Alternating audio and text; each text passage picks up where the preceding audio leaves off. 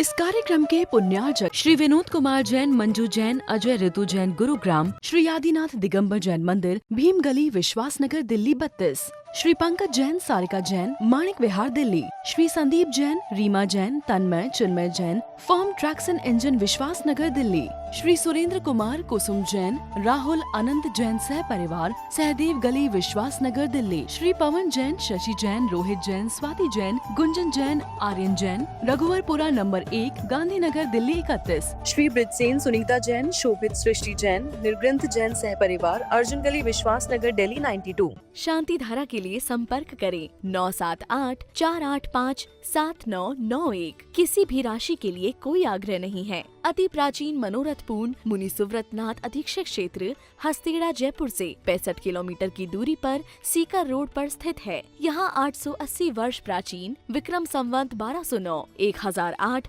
श्री मुनि सुव्रतनाथ भगवान की भव्य प्रतिमा विराजमान है। यह अधीक्षक क्षेत्र प्रवासी समाज द्वारा संचालित है। श्री सागर, सविता जैन, ऋषभ विहार, Delhi, Shri Siddhant Jain, Prem Shanti apartment, civil line, Delhi, Sunita Jain, Sachin, Monika Jain, Disha Jain, Vinam Jain, 12A Shriram road, civil lines, Delhi. तीन भुवन में सार बीते राग विज्ञानता, शिव स्वरूप शिविकार, नमो त्रियोग समार के।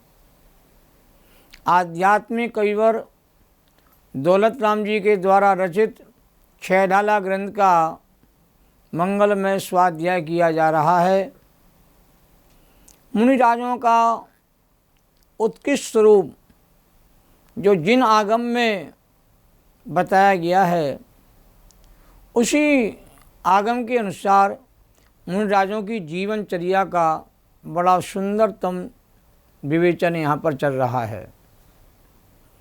मुनिराज जैन धर्म के मस्तिष्क हैं।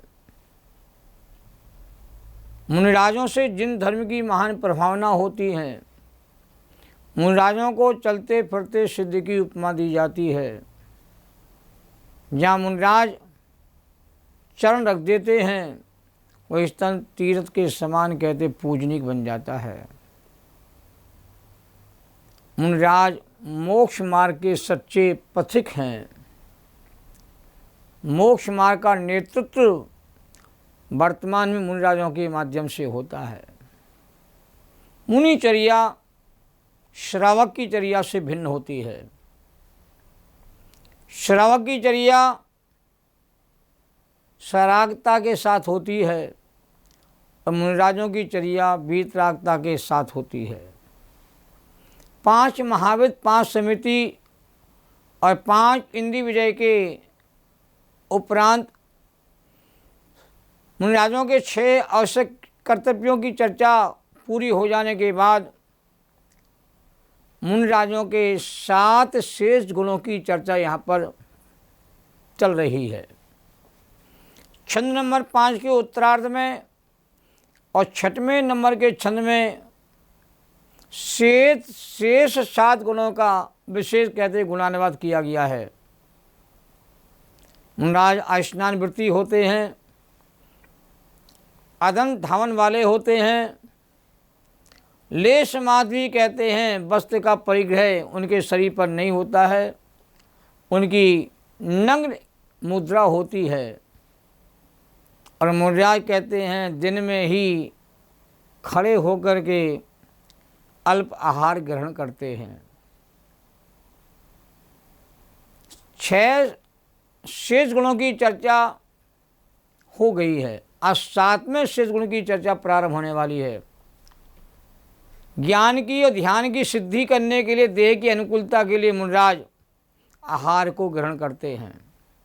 आहार का विकल्प जो मुनिराज को आता है सोपयोग कहलाता है। तो उसके पीछे ज्ञान ध्यान की साधना का लक्ष्य छिपा हुआ है और आहार का उद्देश्य शुद्धोपयोग की वृद्धि कहते कहा गया है। आज महत्वपूर्ण 7वां जो गुण है उसकी चर्चा प्रारंभ करते हैं। कच लौंच करत, केश लौंच, अतः अपने हाथों से सिर और दाढ़ी मूछों के बालों को लौंच करना। मुनिराज देह के प्रति अनासक्ति का भाव रखते हुए अपरिग्रह जीव दया स्वाधीनता के पालन हेतु स्वयं ही अपने हाथों से सिर, दाढ़ी और मूछों के बाल उखाड़ करके फेंक देते हैं। यह कठोर साधना है। इसी प्रक्रिया को केश लौंच करना कहते हैं। केश लौंच सिद्ध भक्ति और योग भक्ति का पाठ पढ़ने के बाद प्रारंभ की जाती है और अंत में सिद्ध भक्ति योग भक्ति के साथ ही यह क्रिया पूर्ण हो जाती है। केश लौंच करने का समय क्या है आगम में, कब करना चाहिए? उत्तम समय 2 माह के बाद केश लौंच करने का विधान आगम में है। मध्यम रूप में 3 माह के बाद केश लौंच कर सकते हैं और जघन रूप में अधिकतम 4 मास के अंतराल में केश लौंच किया जाता है। केश लौंच मुंडराज अपने हाथों से करते हैं। इसके लिए किसी अन्य की अपेक्षा नहीं होती है और जिस दिन हमारी मुंडराज केश लौंच करते हैं उस दिन देह के आश्रय से पल रहे सूक्ष्म जीवों की विराधना होने से प्रायश्चित स्वरूप उपवास और प्रतिक्रमण विशेष रूप से करते हैं।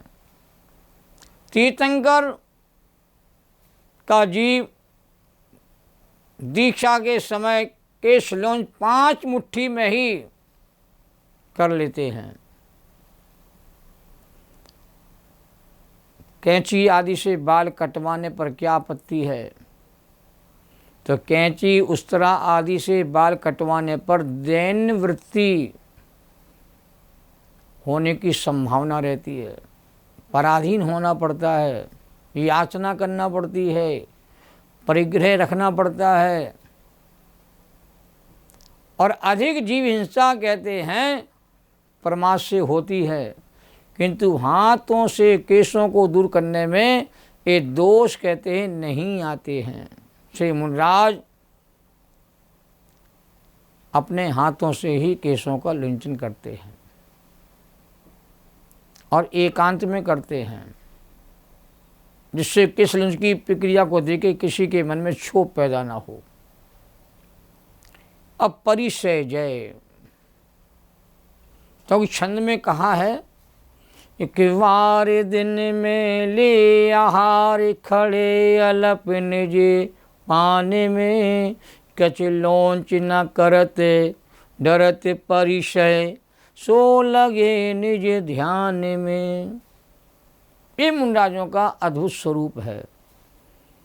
ना डरत परिचय, परिचयों से डरते नहीं हैं। परिचय तो आते हैं पर उन पर विजय प्राप्त करते हैं। तो मुनिराज परिचयों से नहीं डरते, अपने उपयोग को निजात्मा के ध्यान में केंद्रित करके परिचयों को जीतते हैं। अंतराय और असाता वेदनी आदि अशुभ कर्मों के उदय स्वरूप जो विघ्न बाधा एवं पीड़ा होती है उन्हें कहते हैं परिचय कहते हैं। सरलता से कहें तो शारीरिक और मानसिक पीड़ा के कारण भूख प्यास आदि की वेदना को परिचय कहा जाता है। परिचय 22 होते हैं। क्षुधा भूख लगना ये पहला परिचय, पिपासा प्यास लगना दूसरा परिचय है, शीत माने सर्दी लगना तीसरा परिचय है, उष्ण माने गर्मी लगना ये चौथा परिचय है, दंश मशक डांस मच्छर आदि का काटना ये 5वां परिचय है, नागने नग्न रहना ये भी परिचय है, अरति माने चित्त की को कोई वस्तु अप्रिय लगती है ये भी परिचय है, स्त्रियों के रूप सौंदर्य को दिखना ये स्त्री नाम का परिचय है, चर्या माने विहार के समय असुविधा का होना ये चर्या परिचय है, निषद्या माने एक निश्चित आसन बैठना ये निषद्या नाम का परिचय है, असह्या माने नींद आना ये सह्या नाम का परिचय है, आक्रोश क्रोध आ जाना, बद माने प्राणघात होना, याचना माने उपयोगी वस्तुओं की चाह होना या मांगना, अलाभ माने योग वस्तु की प्राप्ति ना होना, रोग माने देह में पीड़ा रोग आदि का होना ये भी परिचय है, तिल माने स्पर्श कांटा कंकड़ आदि का चुभना ये भी परिचय है। मल माने शरीर पर धूल मिट्टी मैल आदि का लगना ये भी परिचय है। सत्कार माने सत्कार पुरस्कार योग होने पर मान सम्मान आदि का ना मिलना ये भी परिचय है। प्रज्ञावन क्षेषम ज्ञान का धनी होना ये प्रज्ञा परिचय है। अज्ञान क्षेषम ज्ञान की कमी होना और अदर्शन मन निज आत्मतत्व के प्रति अश्रद्धा का भावना ये 22 प्रकार के परिचय है। मोक्षार्थी मुनिराज इन परिचयों को शांत भाव से सहन करते हैं और समता से सहन करने पर असंख्यात गुणी कर्मों की निद्रा होती है। तो शांत भाव से सहने का नाम ही इन्हें जीतना कहा गया है। इन सभी परिचयों को बिना राग द्वेष किए समभाव से सहना जिसे आ गया उसे रहना आ गया। जिसे सहना नहीं आता है वो रह नहीं सकता है। तो भूख प्यास आदि की बाधाएं कर्म को उदय से आती हैं और उनके आने पर ज्ञान और चार्ट के बल से धैर्य पूर्वक आत्मरोध परिणाम नहीं करना, संक्लेश भाव नहीं करना, संकल्प विकल्प नहीं करना और आत्मज्ञान और आत्म ध्यान से नहीं डिगना, यही परिचय जय है। सार यह है कि मुनिराजों को उपवास होने पर अंतराय होने पर जो भूख की वेदना होती है उससे खेद खिन्न न हो करके मुनिराज उसे धैर्यपूर्वक शांत भाव से सहन करते हैं। क्षुधा नाम का परिचय जय है। और शाम भाव में मग्न होने से मुनियों को परिचय जैसे संवर सहित असंख्यात गुणी निर्जरा होती है। संवर सहित निर्जरा ही असली निर्जरा है। परिचय का उपचार संसार के हर प्राणी करते हैं। हमें भूख लगती है हम भोजन कर लेते हैं, हम प्यास लगती है हम पानी तत्काल पी लेते हैं, हमें गर्मी लगती है एसी की ठंडी हवा ले लेते हैं, सर्दी लगती है गर्म कपड़े पहन करके सर्दी का बचाव करते हैं या हीटर के माध्यम से हम बचाव करते हैं। परंतु मुनिराज इन परिचयों का उपचार नहीं करते हैं, अपितु समता भाव से परिचयों पर विजय प्राप्त करते हैं। धन्य से मुनिराज जो परिचयों पर विजय प्राप्त करते हैं। मुनिराज प्यास की वेदना होने पर शांत भाव से सहन करते हैं। मुनियों को आहार लेने की प्रक्रिया अत्यंत पराधीन है क्योंकि वे अन्य श्रावकों के घरों में आहार लेते हैं और किसी से कुछ कहते भी नहीं है। ऐसी स्थिति पालना आदि के होने पर जोर से प्यास लगती है। गर्मियों के दिनों में पित्त अत्यंत भड़क जाता है। ऐसी स्थिति में मुनिराज पानी की चाह नहीं करते हैं और शांत भाव से पीड़ा सहन कर ज्ञानामृत का रसपान करते हैं। ऐसे ही ठंडे और गर्मी के समय भी ठंडे और गर्मी को रोकने के लिए कोई उपाय नहीं करते और रोकने की भावना भी अंदर से नहीं होती है। उन्हें शांत भाव से कहते सहन करते हैं। यह शीत और उष्ण नाम का कहते परिचय जय है। शीतकाल में सभी के शरीर कांपते हैं और वर्षा ऋतु में ऐसा झंझावात चलता है कि वहाँ खड़े हुए सारे वृक्ष भी ढह जाते हैं और झूम चुके बादल कहते बरसते हैं। ऐसी गर्मी के दिनों में अग्नि के समान धूप और अत्यंत गर्म हवाएं झुलसा देती हैं। पहाड़ तपते हैं, शरीर में ताप उपजता है, पित्त कुपित हो जाता है और दाह ज्वर जागृत हो जाते हैं। ऐसी विषम परिस्थिति में धीर वीर शीत परिचय जयी मुनि नदियों के किनारे बैठ करके और गर्मी में पहाड़ों पर बैठ करके कर्मों को जलाते हैं, कर्मों की निजरा करते हैं। ना उन्हें ठंड लगती है ना गर्मी लगती है और ठंडी और गर्मी दोनों से अप्रभावित रह करके आत्मा की साधना में मग्न रहते हैं। ये अद्भुत साधना है। हर संसारी प्राणी हर प्रकार के परिचय का उपचार कर लेता है और करते भी हैं, पर मुनिराज किसी परिचय का उपचार नहीं करते हैं, परिचयों को जीतते हैं, उसको सहन करने का उपाय करते हैं। असहनीय पीड़ाओं के होने पर उसका कोई उपचार नहीं करना, और सोचना भी नहीं, यही परिचय जय है। डांस, मच्छर, मक्खी आदि कीड़े मकोड़ों के द्वारा काटे जाने पर प्रतिकार तो करना नहीं और परिणाम में विषाद भी नहीं होना, ये दंश मशक परिचय जय है। और श्रावक तो जरा मच्छर आपके शरीर के 1 ग्राम खून की बूंद को भी नहीं ग्रहण करता, फिर भी हम उसकी विराधना कर देते हैं। माता के गर्भ से उत्पन्न हुए बालक की तरह निर्विकार नग्न रूप धारण करने में रंचमन संकोच नहीं करना। और ये नंग नाम का परिचय जय, कोई कितना भी नंगा नंगा कहता रहे, भिकमंगा कहता रहे, तो भी कहते मुनिराज को आक्रोश नहीं आता है, समभाव से नंग नाम के परिचय को सहन करते। इस संदर्भ में बहुत महत्वपूर्ण छंद आता है। अंतर विषय वासना वर्ते, बाहर लोक लाज भय भारी, याते परम दिगंबर मुद्रा धर नहीं सके दीन संसारी। ऐसे दुद्धर नगन परिचय जीते साधु शील वृद्धारी, और निर्विकार बालकवत निर्भय तिनके चरणों ढोक हमारी। ऐसे मुनिराजों के चरणों में कहते हमारी ढोक सदा है, उनकी हम सदा वंदना करते हैं, जिन्होंने कहते हैं नंग नाम के परिचय पर विजय प्राप्त की है।